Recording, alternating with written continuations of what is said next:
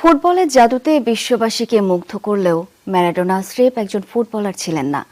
Football আর ফুটবলের বাইরের দুর্বিনীত মনোভাব, এই দুয়ে মিলেই মহানায়কের মর্যাদা পেয়েছেন ছোটখাটো গড়নের এই মানুষটি।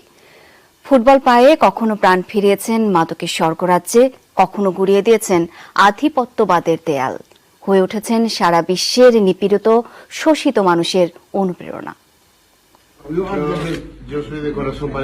কিংবদন্তিদের কোনো সীমারেখা থাকতে নেই, রাখেননি ফুটবল ঈশ্বর ডিয়েগো ম্যারাডোনাও।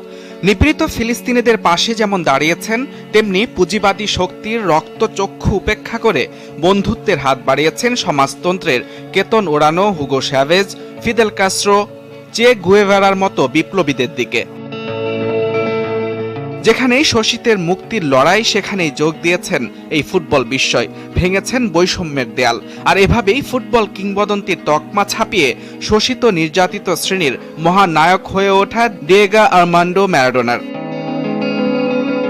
বিপ্লবের শুরুটা ফুটবল দিয়েই, মঞ্চ হিসেবে বেছে নেন 86 বিশ্বকাপ।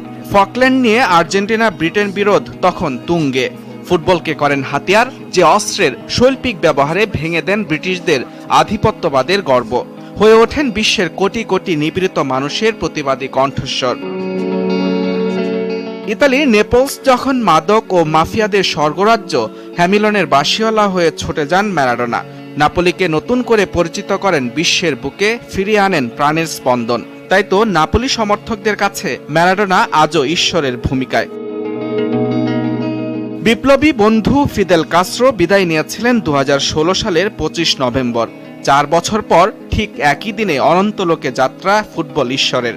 মাঝে মাদক ও নারী বিতর্কে কিছুটা কলঙ্কের দাগ, তবে তাতে হেয়ালি চরিত্রের এই মহানায়কের জনপ্রিয়তায় বাধা হয়নি কখনো। মুজরিমিন তারেক, যমুনা স্পোর্টস।